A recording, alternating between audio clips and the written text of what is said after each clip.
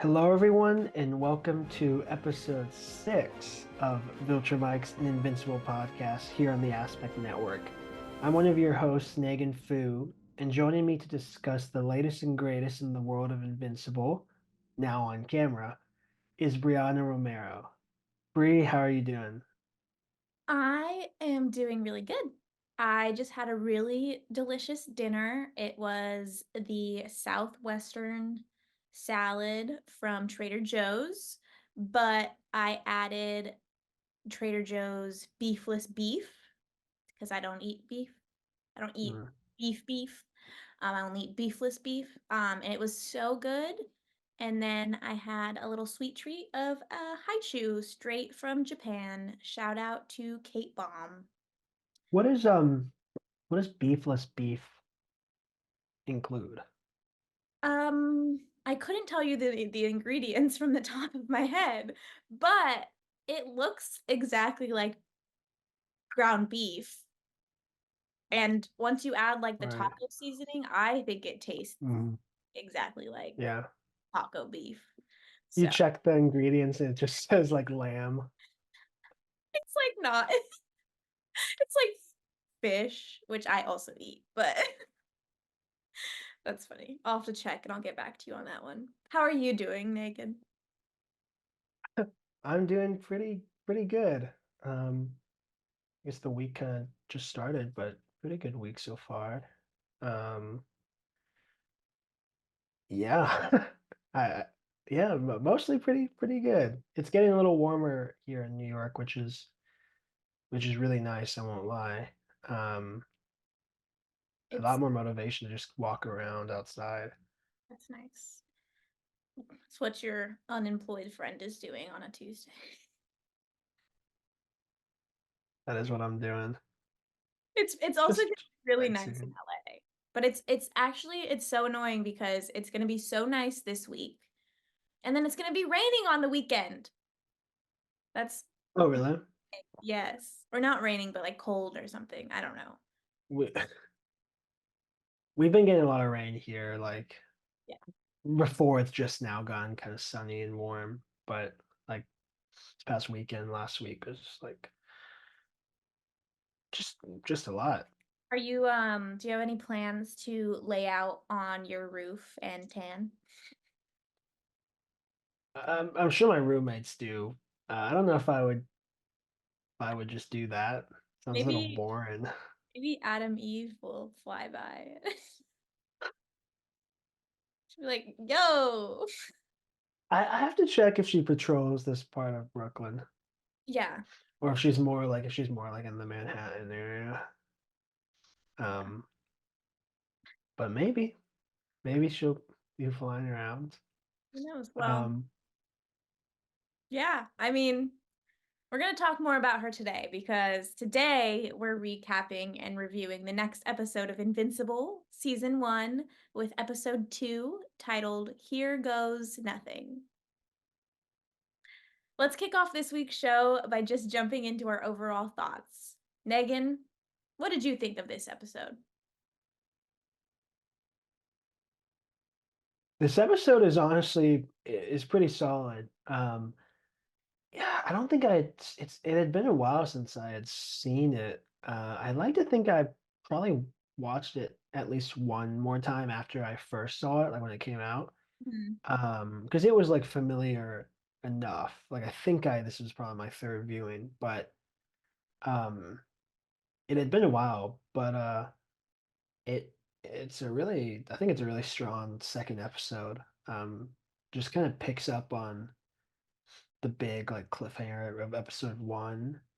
And then it just gives us so it introduces quite a few characters, some major ones, Cecil, Adam Eve, Robot, like people that as well as Alan the Alien, which is another one I was like, and we'll talk about it more, but I couldn't remember like how early he showed up or not. I didn't know it was this early. So yeah, a good episode, and there's a lot of just good like suspense slash tension, just because. we saw what happened at the end of episode one, but no one else did. So kind of seeing how that plays out. Mhm. But yeah, good episode. What do you think of episode two? Yeah, so interesting watching it. This is my third time rewatching it. Um, it's so interesting watching it knowing, first of all, knowing that we know, knowing we no, knowing that Omni-Man is the one that murdered the Guardians of the Globe, but also like knowing how everyone finds out too. It was, I think, it's an incredible episode, but I think it was a little less like interesting upon a third watch because we kind of know what happens down the line. Uh, Hmm. but it, again, like you said, we're introduced to a lot of good characters and a lot of things happen. I just think everyone trying to figure out like who killed the Guardians, I was like, guys, he's right in front of you. Um, but it was still a good watch. I mean, every episode kind of has really, really great moments. So, Yeah. and I think what I like the most from this episode is seeing the team fight um Hmm. the Martians or the Flaxons. I think that's really, really interesting, and we start to get into a good rhythm of like who these characters are and what their abilities are. Did you remember that they were introduced as like the teen team first, like before they become the new Guardians? I think I remembered that just because there's those like moments of dialogue with Mark where he's like, "Oh my God, you're the teen team," like, and Adam Eve's like, "I'm gonna take you to the teen team." So I think I remembered. I have really good memory. I didn't quite remember, honestly. You Um, just think they were just superheroes, just chilling. yeah, I mean, I couldn't remember if they were all just kind of like, or like we were kind of introduced to them like as they're all being initiated as like the Oh, new I see. Guardians. Yeah, Because that's where we introduce like, and we'll get there, I guess next episode, two episodes from now, like Monster Girl and Shrinking Ray. But I couldn't remember like all of them, kind of where some of them were introduced. Um, yeah. Mhm. like I don't know, I'm so used to Adam Eve now just being like kind of a loner. Oh Uh, yeah. that it was like almost like surprising seeing her like just with a group like the whole time. Um, but yeah, pretty cool. Robots really, I forgot how sick he was. Yeah, me too. I was like, bring the OG robot back. I know.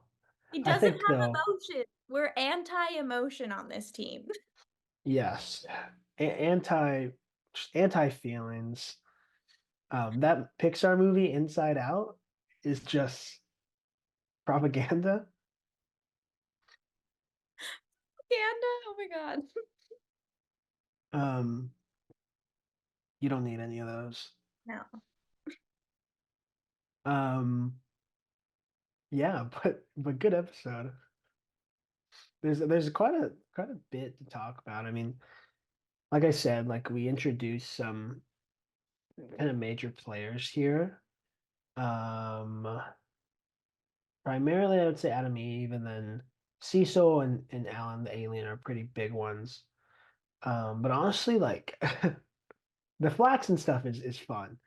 The stuff that I think I'm that hooks me the most in this episode though is the Mark and Eve stuff.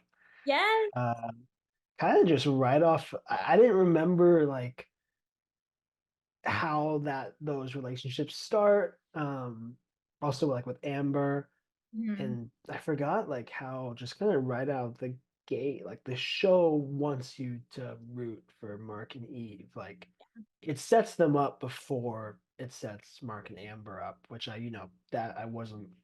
It had been a while since I had seen some of these smaller scenes. Mhm. Um, but Go team Meave. Yay! I'm excited to talk about that more. And of course, our man Alan the alien and that post-credit scene with Damien Darkblood. And just seeing Mark live his life and trying to navigate it being a superhero is really interesting. It is really interesting. There's so many, just like him. Also with the flat or the yes, the Flaxons, like him kind of realizing how brutal the superhero life is and how they show that, like again, stuff that I didn't quite remember, especially because I'm like so used to him just pounding on people. Hmm. Um, but it's cool like the show does take the time to like have its main character have to adjust to what would be such a like it would be such a big adjustment like just joining like the military, Yeah. or becoming like a police officer, like someone that has to deal with kind of traumatic situations, and then this is like almost that next step further, like fighting aliens as they slaughter your race. Yeah. Well, and also like considering that his dad is like in the hospital while like a majority of this episode. So he like can't even talk to him and be like, "Dad, like what do I do?" He just has to be an independent. Yeah, And we don't fun. we It's don't see like Cecil intervene at all. I mean, we see Cecil ask Robot like how he did in that fight, but we don't see like him really talking to Mark all that much. yeah. Do you think it's? I was watching it and I was like, okay, this is the teen team, right? Like it's Adam Eve and Rexplode and Duplicate, clearly visibly younger. And then you just have Robot who's like, what's his how did he end up on the teen team? I think Cecil was like they need some kind of leader because Yeah. he does like kind of coordinate everybody being like there's this over here and this over here, but then we hear Rexplode be like, "Yeah, I know." So I think being teenagers, they were like he needs like they need some kind of guidance. They can't just go out there and fight crime by themselves. Like imagine like high school you pairing with Yeah. like not even like your close friends and just like fighting crime. Like that that would not be successful. That is pretty wild. I think it's also like because they're all like animated, so like Mhm. i- in terms of like what actual age they look like, you can argue it. And I feel like usually when we see like superhero TV or movies in live action, like they always cast a little older. Like Tom Holland is like 20 playing 16 or whatever, and that's like a big difference. Mhm. Um, but like I'm thinking about like how high schoolers actually look, like 15-year-olds, 16-year-olds, like Yeah. they're all like so scrawny, they're just so like baby faced. It would Mhm. just be weird seeing people that young like fighting aliens. Yeah. But I feel like it'd be cool. if I saw like a superhero, even like my like I still feel like a teenager sometimes. I would just Yeah, yeah. be off guard. I've always like imagined them as older than me, at least in like real life. Like marking them. No, no, like if I were to see a superhero in the wild, they wouldn't be Uh-huh. my age. Mm, I see. You would just have this kind of like trust in them, even Yeah, though they're younger. maybe that's why. Maybe I don't trust the youngins. Yeah. I also still feel like a teenager sometimes. I 17, wish 18. I wish we saw more of Duplicate in her like personal life throughout like any of the seasons. I know like further Yeah. on we see her and like her relationships, but Right. I don't really see like what her life is like. I wish we saw like just Really something. don't. Yeah. Who are her parents? Where does she live? What was her upbringing like? Yeah, when imagine uh, school. Well, no, I guess it's still her. I was gonna say it'd be so easy like going to school having duplicates of yourself, but it's That is still a good. When do you think she like got her powers? well, because Mark got him pretty late. Right. So maybe they got him. Well, Adam Eve, it showed. Wait, there's a special episode where we see her get her power. So I imagine around like the same time as Duplicate or as Adam Eve. So like 10, 11, 12, however old she's supposed to be.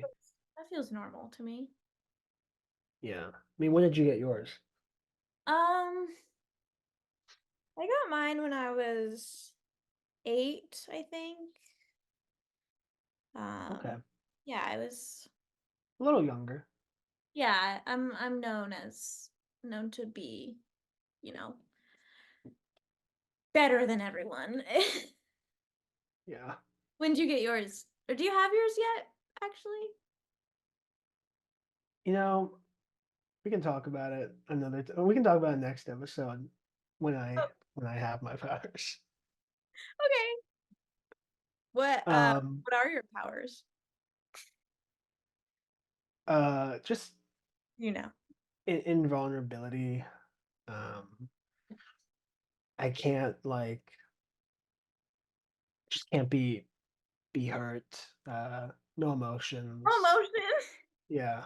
I'm like there's no I can just like block everything out, you know. There's And then you also nothing. like know how to DJ on the side. That Mm, comes into play later on. right. Exactly. All right. But yeah, I think duplicate we really don't we just don't know that much about her still. Um but we see her die a little bit in this episode. Yeah, we do. I'm curious. Um, because earlier I mentioned that like not necessarily I was bored watching this episode, but I just kind of, like I don't know. How did you feel watching this episode? Were you like bored at all? um Bored is the wrong word. I just yeah, I know what you mean though, just because and I feel like that's something that is probably something that a lot of like episodic shows have to like think about or deal with is like how will they hold up on a rewatch when like people know exactly how that plot's gonna unfold. I don't know. I feel like it's different than like a movie just because a movie's such a tighter experience. yeah. Um, yeah, I mean, I think like on a rewatch, like and it's not just this episode, like just the show, some of the show in general, like yeah, I don't know if boring's the right word, but it's like the action probably hooks me more Yeah. Well, and on the rewatch. Yeah. we're being introduced to these characters that like we know really well at this point. Yeah. Uh, I mean, it's again like it's so fun rewatching it and picking up on little moments and little moments of dialogue and looks here and there. Like I think that's what's really making these rewatches fun to me. I mean, they're fun regardless, but Yeah, yeah. like going in with that mindset. But oh man, I forgot where I was going. Just picking up on like details. Yeah, like that's been It like is cool. that's standing out the most to me. But yeah, yeah. It is probably the most like rewarding part is just seeing like what things are set up early. Mhm. And I'll be curious, like I'm sure a lot of stuff is laid out in like season 2 that we're just not like recognizing yet. And Yeah. that I bet after season 3, if we rewatch it, like we'll be like, oh, like they allude to that character like pretty early. Mhm. Um, so I think there is some rewatch value out of that. Yeah, and I mean, it's Um, such a necessary episode too. Like we need it, and like definitely when I first watched it, I was like, this is a really good episode.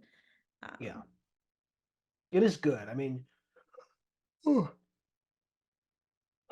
sorry. oh, I'll head out, Megan. All right. Okay, thanks. I'm just gonna watch YouTube now. I'm gonna watch the Guardians fights, the Guardians massacre with health bars. It is really sick. I can't wait to watch it. Just so fun. Um, what was I gonna say? Oh, just the Nolan stuff at the end where he's like full Omni-Man, and you really get to see like more of that side of his character. Hmm. Like that's still like really fun to watch. And I think a lot of the beginning stuff with the kind of the Guardians like massacre aftermath is really fun too. Yeah. Um, The public doesn't even know yet. yeah, I know that's just such a crazy like plot point. Even this early on, we're not that far into the world. Mhm. But yeah. Well, when we come back, we'll be talking even more about some of our favorite moments and elements from episode 2. We will be right back. Hi, I'm Alex. Enjoying this show on the Aspect Network? Then you should check out my show, Philosophy of X. Each week, I pair an X Men character, story, or concept with a relevant philosophical topic and explore how the two relate to one another. Join me on my journey to examine the world of X Men through philosophy. And now, back to the show.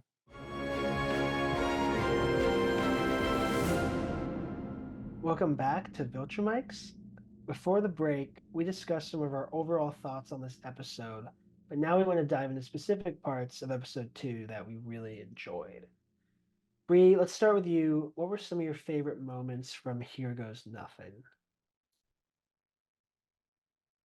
My favorite moment. I mean, I think the obvious one is being introduced to Alan. I think he's just such an icon. Um, I know that comes a lot later in the episode, and I know it's not super long, but I think just everything in that scene is just really fun. Um, Mm. I think just even beginning with Alan being voiced by Seth Rogen, you're just like, oh, like this is gonna be good. Like he's gonna be a goofy kind of character, and we kind of notice that when he confuses Urath and Earth, which I think is a really funny moment. He is really, he's like a, almost like, I mean, I guess he is kind of a comedic relief character. Um, but it's in such a like wholesome kind of way that is like really needed in a show like this. Um, yeah, he's just good vibes. I think like even at first we're seeing him beat up Mark and we're like, no, like don't beat up Mark.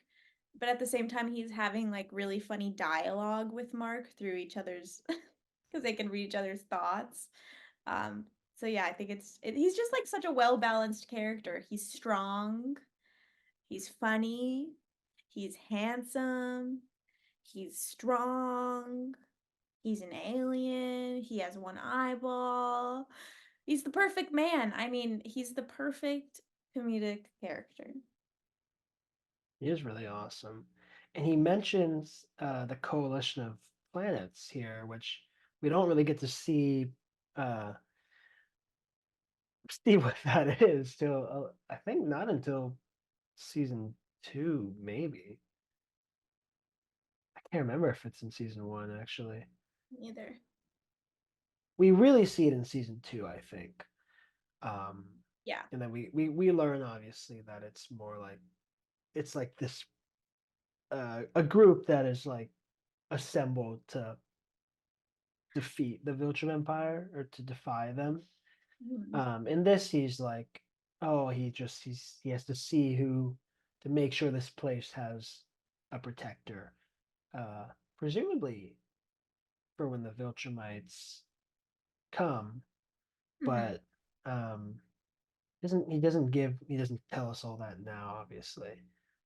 Um, but yeah, that's a really fun interaction. And again, something I forgot happened so quickly, so soon into the show.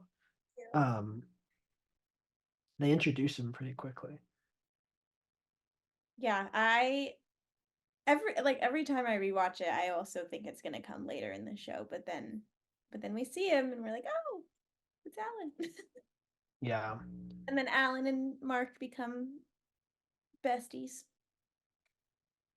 they're pretty tight. I feel like Mark starts the show with William as like his best friend or whatever, but like I think William's slowly being pushed out by various characters. Yeah, yeah. I love William's little moments though of dialogue. Especially when Amber asks Mark or asks no, when Amber asks William William? Yeah. if Mark and Eve are dating and he goes, "I wish." I'm like, "Wow, he's so us." It's a true homie. Yeah, I mean, we can just talk about all the Mark and Eve Yeah, and I'm sure Amber stuff. that was your favorite part. Yeah, I mean, again, like I really I couldn't remember how they kind of set up those relationships. But Hmm. I noticed like uh there's like a small moment where so Mark like talks to Eve in the hallway, um, and I think that's there where she's like, or maybe it's when they're on the roof, where she's like, okay, well, you know, let's meet up after school in front of the building. And then Amber comes up to Mark two scenes after that, and she like talks to him a little bit, and he's kind of just like, okay, well, like I gotta run. Yeah. Uh, and I forgot just how like again, like the show's clearly just from that, it's so clear who like the show is setting up as the real love interest. Yeah. Um, and then I guess, you know, in these next few episodes that follow, like he just kind of moves to Amber, but it was hype. I felt hype for Mark. Like even though I've seen two seasons of the show. I was like, yeah, like Oh, go hang out with that cool pretty girl. yeah. And it's interesting because at the beginning you don't really think that Mark has a crush on Amber. You just think like he's a good guy sticking up for her. Mhm. And then Yeah. and then she starts to show interest in him and he's like, "Oh, Mhm. wait a minute. There's another girl here." And there's another single girl here because we find out that Eve is dating Rex a little later on. Yeah. Earlier or later Ooh, that sucks. on, you know. And that's really when I started to not like Rex. I just didn't like his attitude. I didn't like how Yeah. he was dating Eve. I mean, we'll talk about it, but he doesn't treat Eve very nicely. Yeah. Rex kind of sucks at the start. Yeah. He's definitely a little cooler now, but at the start, he kind of sucks. But yeah, so all the Meave stuff is just starts right here. Um, and it's really cool. It's really cool. I like when when he's talking to William at like in the cafeteria, and William's like he's like, well, you know, like everyone now people are talking about it because they all saw you guys like leave school yesterday, and Mark's just like, everyone saw that? Like he's kind of like he's you can tell he's kind of like, oh, like if other people are validating it, you know, Yeah, yeah. there's something there. I think he's also a little nervous that like people are finding out that he's a superhero. Um, True. but I Yeah. think it's mainly just like me and Eve. Yeah, I mean, I guess if you saw them leave and then like an hour later you like turn on the news or like open Twitter and you see like this redhead and like this like Asian guy, just you could be like, I don't know if like I think they talk about in this episode where Adam Eve is like or Mark's like or I don't remember how the interaction goes, but she's like, yeah, you'd be surprised like how many people just don't register it that there's like a Yeah. superhero at your school. Hmm. Because I think you're not looking for it. You're not No. expecting. And maybe, I'm always curious, like people talk about like the Superman, Clark Kent, like would that actually fool anyone or not? But honestly, like maybe it could. Like, I feel like it could. Speaking from personal experience, Mm, as a superhero, right. yeah.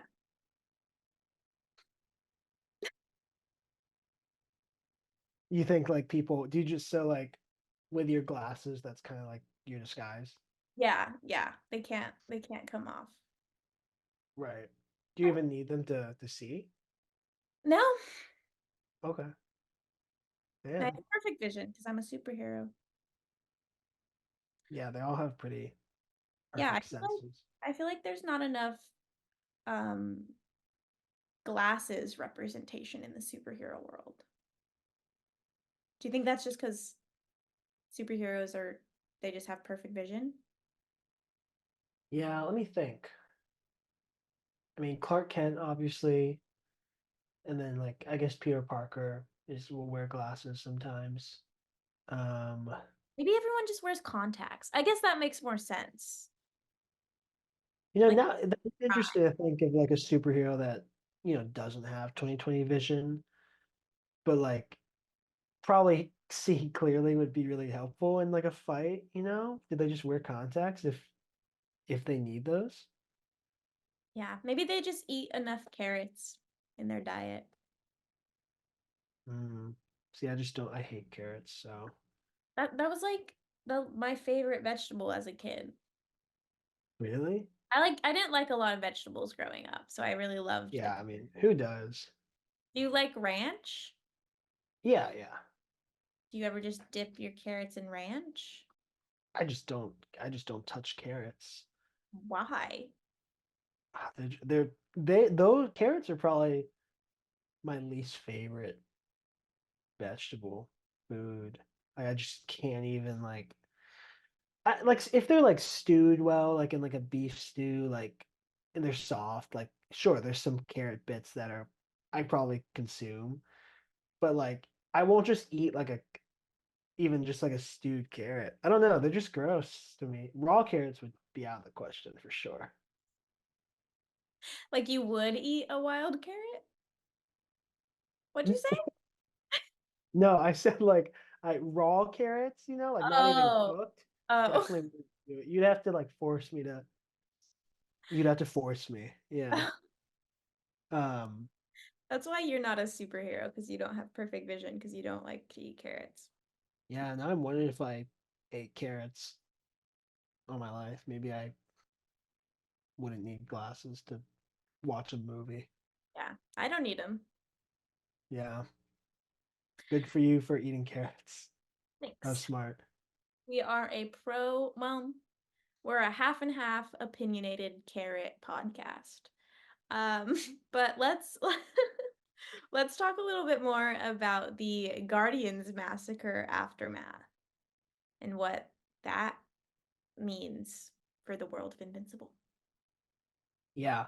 This was. I mean, I remember watching this for the first time, and this was like what I wanted to see because I was like, how do you even what happens after Mm. that scene?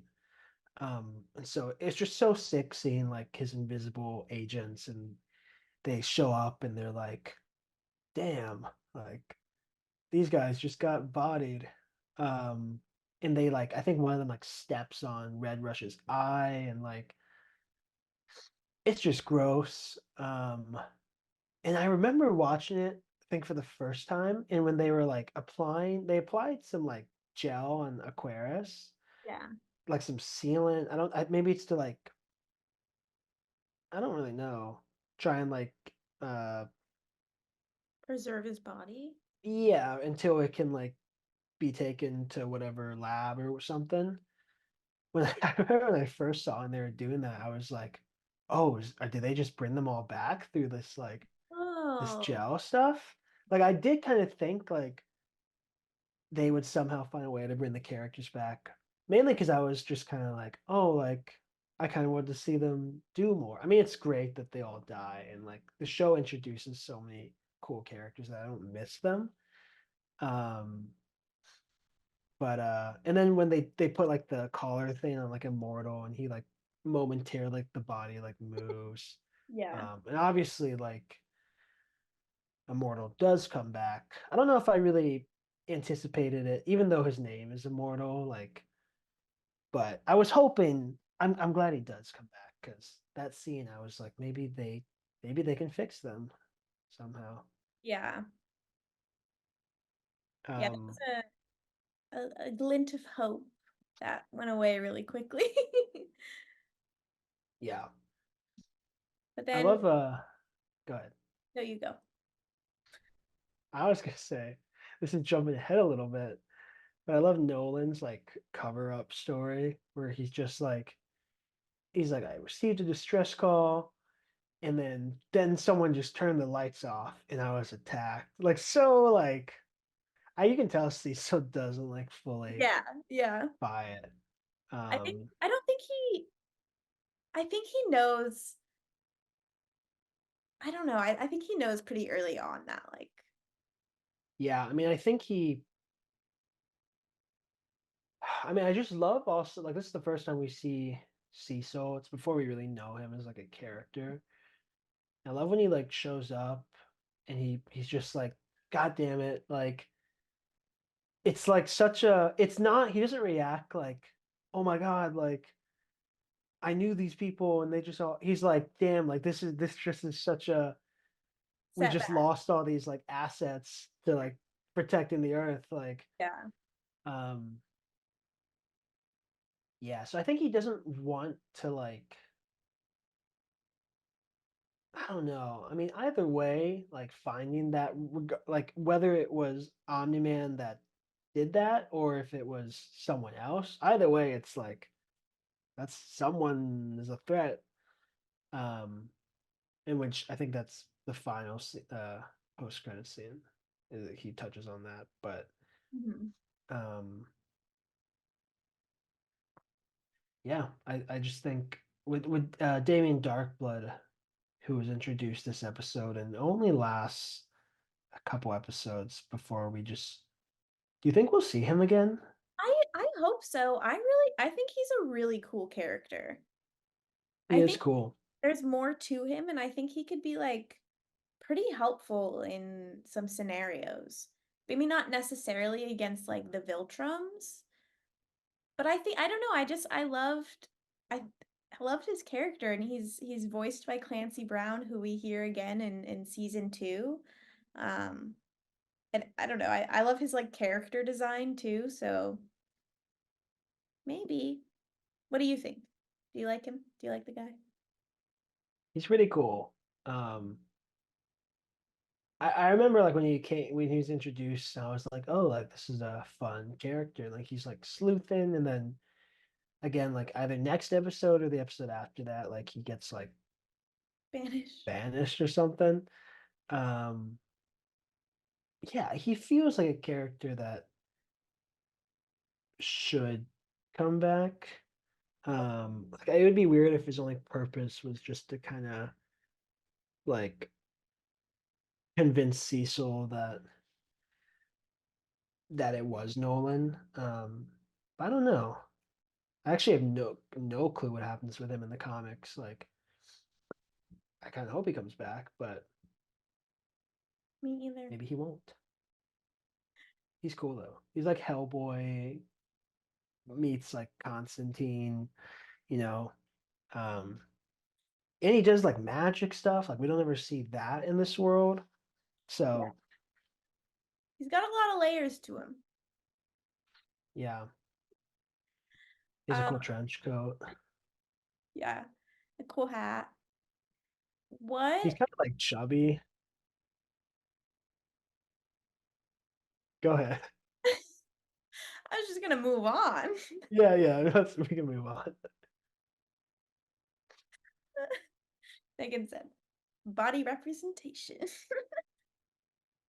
We don't see that much for like superheroes, and not that he's like a superhero, but It's a he deep. kind of has like a dad bod, sort of. He's not like Omni Man, but that's okay. Yeah, yeah. Okay. Anyway, Moving on. What what do we think Braxmoy means? Do we ever get that translated? ooh, when say that again? Braxmoy? When the Martians are like, Braxmoy! Ooh, that's a good question. I bet it's like a really easy like answer. Alex Malloy. I don't know. When I was watching the episode, Amazon does some of the trivia, and I was kind of like taking some notes, so I wasn't always like looking at that. But I think when the lead Flaxen, he says "die" at some point towards the end, and that's like the only like English word he speaks in the whole episode. But Uh-huh. did you find out what it means? No. Oh, okay. Probably like charge. I like it. It's a good I want to know who like makes up these languages, like in any TV show or any movie. Yeah. That's a job. It's crazy how like I mean, this is obviously such a quick like thing, you just kind of have to come up with some gibberish phrases. But somewhat like Klingon and like Elvish, like where people actually it's like a real like a real language. That's crazy. It's crazy that it's so off topic. It's crazy that people spend time like learning Klingon instead of like a real world like Spanish or German. You know what I mean? Like Yeah, yeah. something that like it's okay, cool. It's cool, Yeah. but like I, if you're gonna spend that much time learning it, like why would you pick like a made up like that you can only use at like Comic Cons? Well, and No, it's no hate, no hate. so like complicated to learn like a language that really isn't used. Yeah, Like I imagine you it can't just would look be up harder to learn. like the translation. You can't go to Google Translate and go, how do you say blah blah blah? Yeah, that's true. I always actually am curious, like, do you have to like be taught or do they have some like big manuscript that has like I don't know, man. that's Nerd. crazy. That is crazy. That's funny though. But Um, but yeah, so the Flaxens attack three times. Um, and the first time they attack is when Mark kind of flies in and he's thinking like, oh, this I'll just punch some guys and like save some people and like that'll be it. Um, and I love how like just immediately violent the scene is. Like you see people, civilians just getting kind of like shot and like they like there's blood. Um, and then like Mark tries to save this old woman, and then he flies, and then he realizes that she's kind of like her arms like it's just so yeah, like brutal. But it's it's his like like great. it's like his first real fight, and he kind of faces that reality. Um, yeah, Yeah, there's like almost a POV kind of moment where I feel like they either do something with like the sound mix or like things become slightly slower as he's like perceiving what's happening. Um, and that's just it really is a nice touch that I feel like just a lot of superhero cartoons, animated properties don't give us, like what that adjustment would be like to again to be in like this like high stakes, high stress situation for like the first time really. Yeah. Um Mark is such like a good person that he really just cares about like the well-being of others, more so than himself. Mhm. Um yeah. Do we ever find out that old woman makes it? I'm gonna say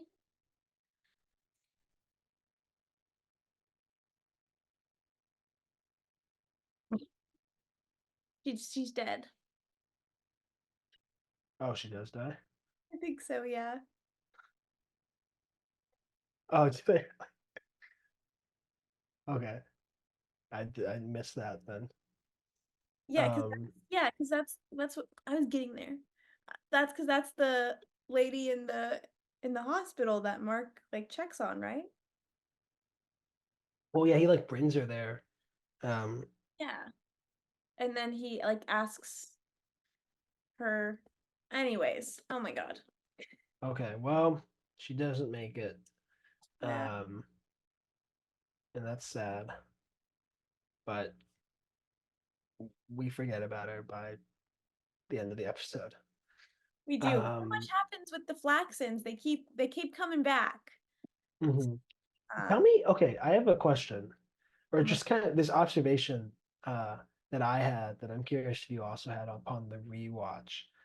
Um, so the second time the Flaxens return, or the second time they, invade, Mhm. the lead Flaxen, who has like the scar, um, he's like about to kill Adam Eve, and that's enough like motivation for Mark to like break free of that like goo stuff.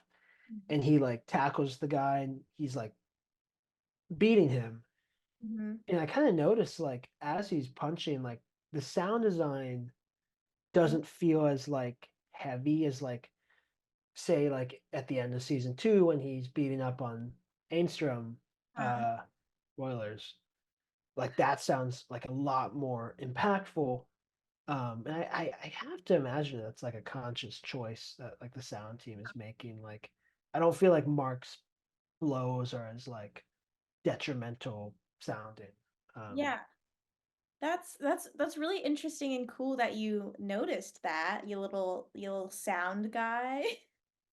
I minored in sound editing in college, maybe.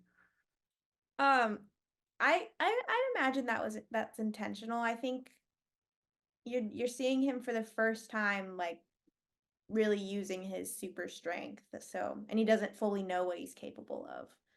Mhm. That is really, really Yeah, interesting and cool if they did it on purpose. yeah. Either way, it's a cool like comparison to see just how much harder Mark can hit by where he is now in the show.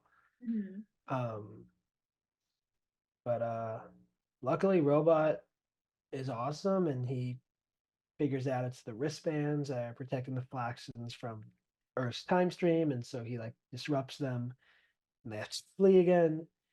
And then when they come back the third time, they're like really advanced, Yeah. um, and they're like the lead Flaxen has a big like Iron Man suit, and he's just pummeling Mark until Omni Man finally shows up, which is awesome. Yeah, and everyone else reacts the same way we do. Rex is like, Omni-Man's your dad?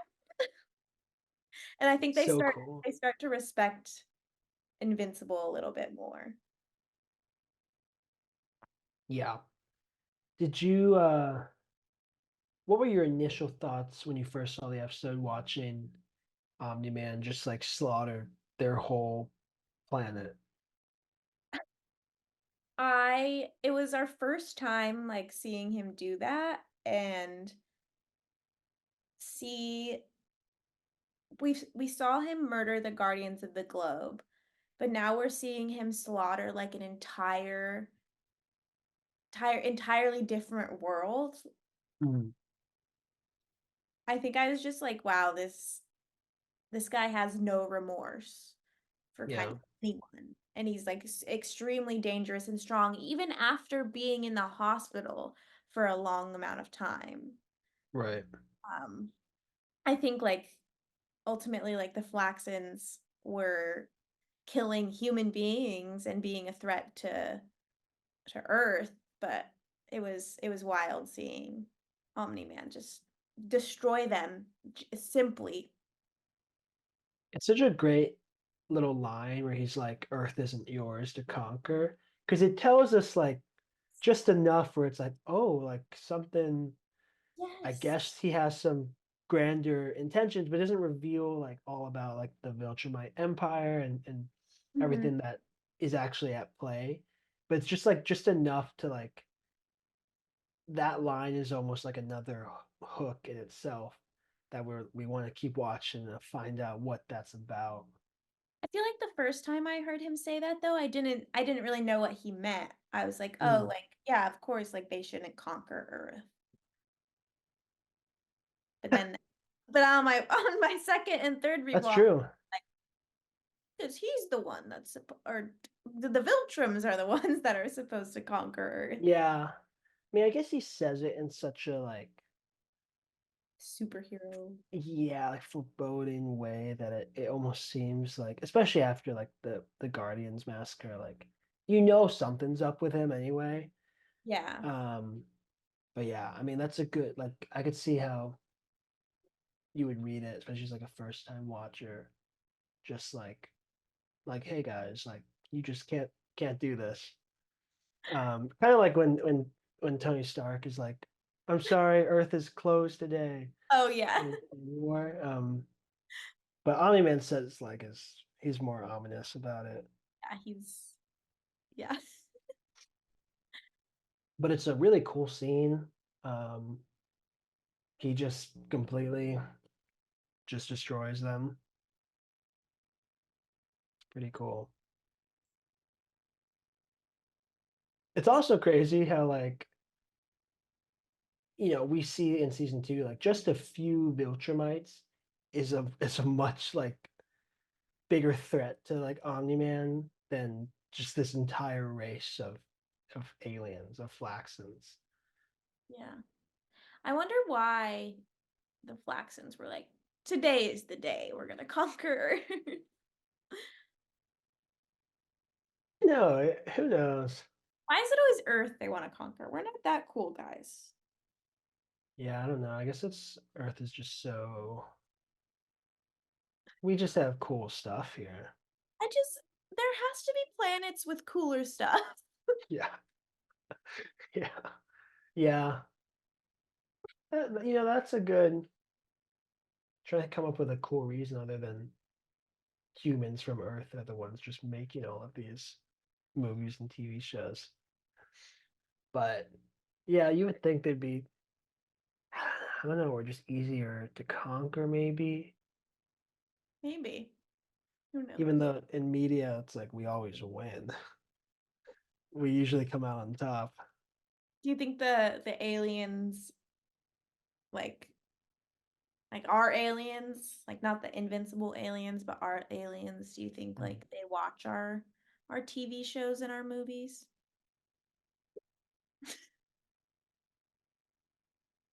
man, I don't know. It'd be interesting if like if something out there like has technology advanced enough to somehow like receive like or pick up signals like all the from Earth. Um, hmm, I don't know. That's a good question. What you think they're watching Invincible? I would. Yeah, I would too. I wonder if aliens out there like how the Viltrumites look like humans and kind of behave like humans, like they're really similar like biologically. Like, wonder if that's like the case. Like, if there's like a planet out there, however many light years away that we picture whatever like aliens look like, but they actually kind of just look like us. There's like another planet out there that has this a same type of like temperament as like Earth does, you know? Peppermint? What? What'd you say? You said the same kind of peppermint? Oh, like no, I said now I'm questioning the word in general, but temperament? Oh, oh, oh, oh. I see. If I was an alien, I would watch reality TV shows of Earth. Like I feel like you could learn so much about the human race watching a reality TV show. I don't even know if temperament was the right word. No, I don't know if it was either, but I won't question you. But you guys get what I'm talking about. Yeah. Um, you said you would watch reality TV Yeah. shows to get it. Yeah. They say Which like reality? the smartest people watch reality TV. Yes, I have heard. I heard that one time. I've And heard people say that. I've kept it with me.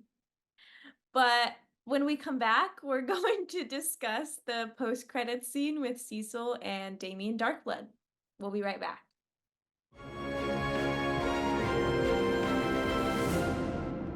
Hey, Aspect listener, my name is Alex. And I'm Kate, enjoying this show on the Aspect Network. Then check out Bending the Narrative. We are your one-stop shop for everything in the world of Avatar: The Last Airbender. Each week, we go back and discuss your favorite episodes of the series with a particular focus on the characters and narrative threads that tie the series together. In addition to discussing the original series, we also dive into other stories in the world of Avatar, like Legend of Korra, the live-action Netflix series, the books, the comics, and more. Join us as we travel the globe with Team Avatar and discuss one of the greatest animated series of all time on Bending the Narrative here on the Aspect Network. Now, back to the show.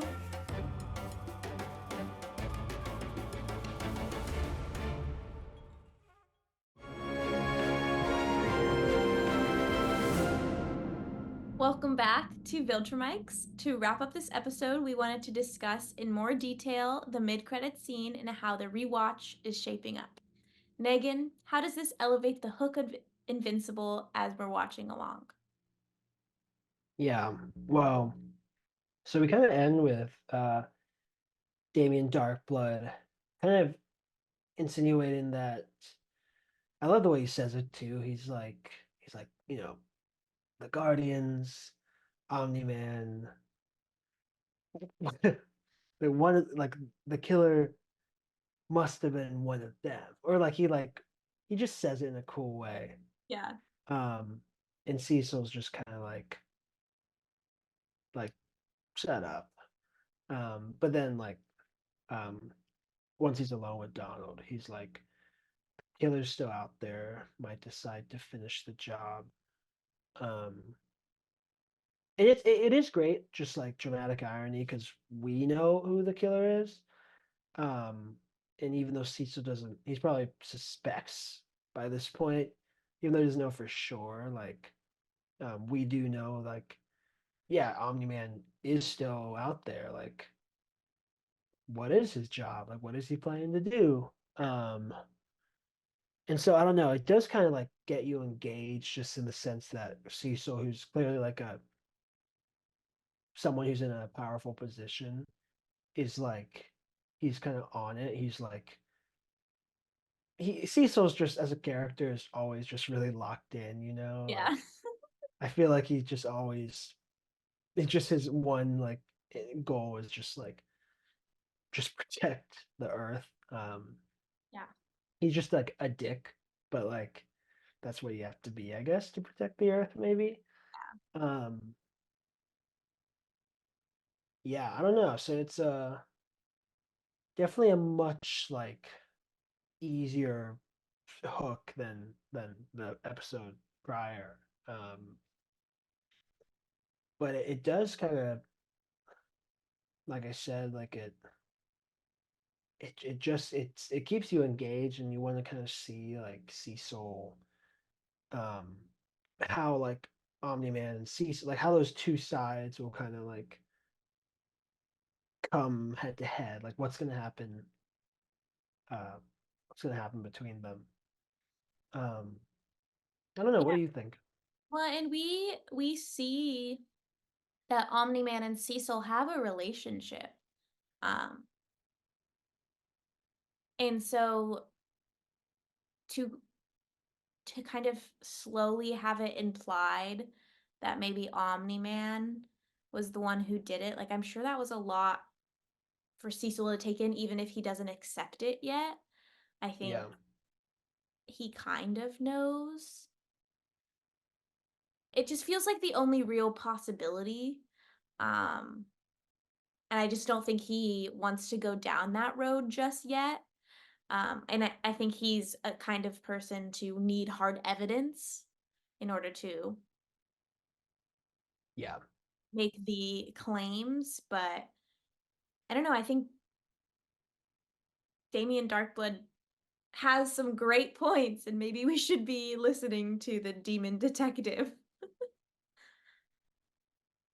I know, he is cool.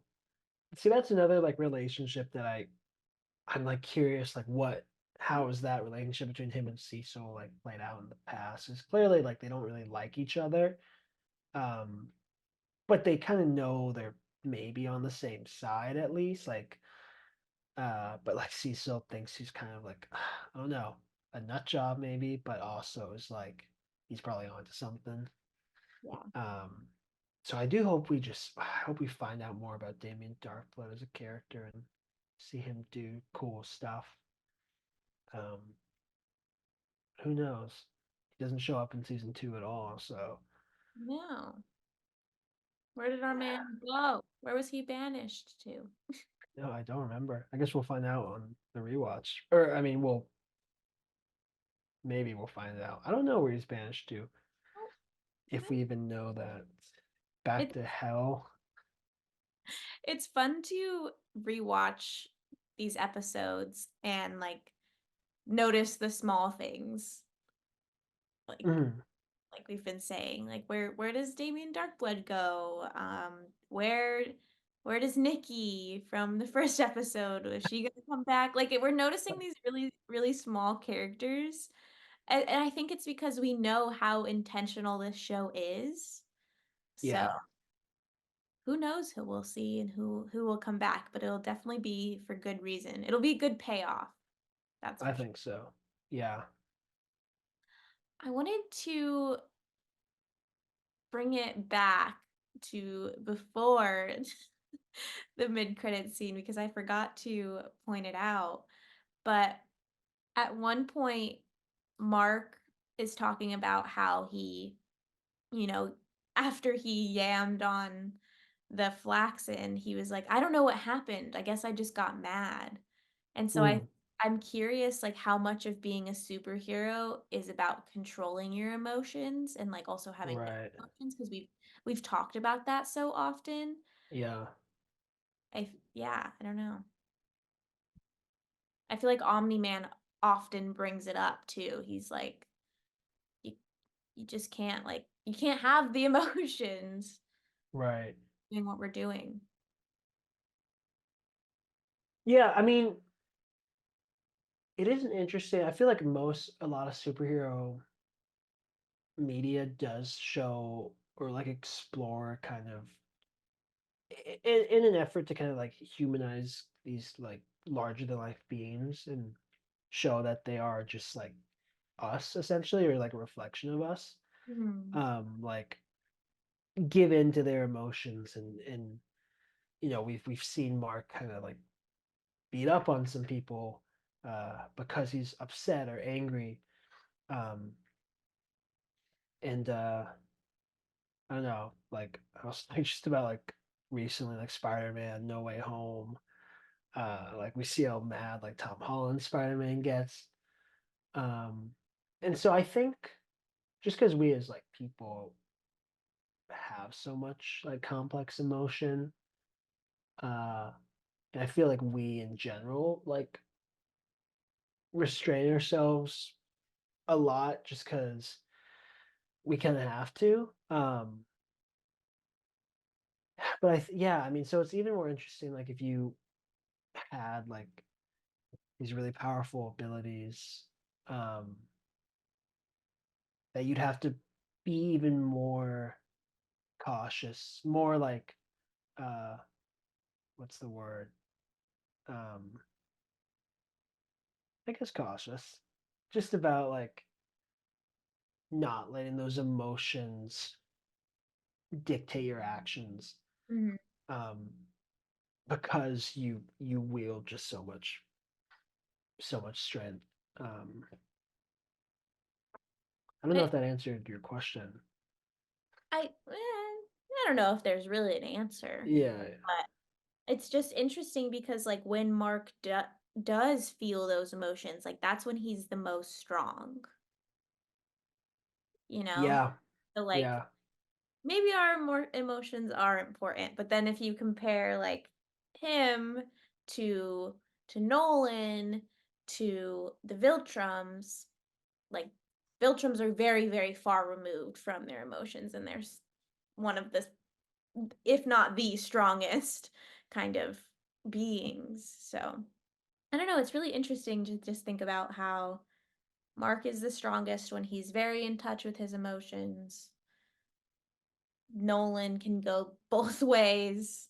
Hmm.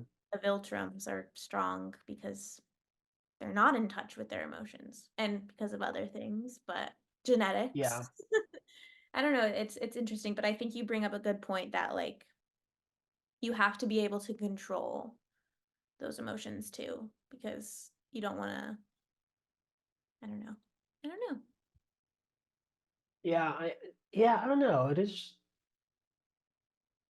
I do feel like in this episode, like that it's a good example of the emotions kind of driving Mark to break free from those constraints and then saving Eve. Whereas like Nolan and the Viltrumites clearly try and just shut out emotions because it makes them weaker or just probably less efficient like soldiers. Um, and I do think that general like theme, if you will probably play out a lot across the show. Um, I don't know, like I think in this scene and like when Mark freaks out against Ainstrom, it is because like someone he likes, someone he loves or whatever is being threatened. Um, and where the Viltrumites don't like fight for that, but he does, and maybe that's what in the end will help him win because he is fighting kind of for someone. Mm. Um, so I imagine the show will probably explore that a lot. I think Nolan as a character, and we're already seeing it happen in like season two, is letting kind of himself succumb to those emotions, in like rethinking like what his actual like desires and motives are. Yeah, Um, it's very interesting. yeah, so maybe I don't know. I'm still anti-emotion, but maybe this show will change my mind. Yeah. Or Inside Out too will change my mind. True.